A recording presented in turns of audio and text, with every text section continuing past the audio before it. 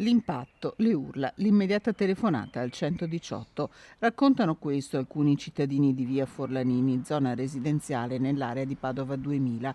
Mancavano pochi minuti alle 10 quando una donna che viveva in via della Biscia, Shulamit Ginosar, nata in Israele 82 anni fa, ma residente a Padova, è stata investita dal camion della raccolta rifiuti entrato nell'area condominiale in retromarcia.